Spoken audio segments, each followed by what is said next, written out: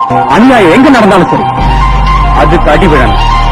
அதுல முதல் அடி ஏடியா தான் இருக்கும். சொல்லாதவங்களை அடித்த நாட்டில் முதல் தீப்பொறி அதிரடி கலப்பட்டுமா கேம்பெயின தான் துறக்கட்டுமா மைக்க கையில் எடுக்கட்டுமா. சி ஜோசப் விஜய் எனும் நான் தமிழ்நாட்டு அரசின் முதலமைச்சர் என்ற முறையில்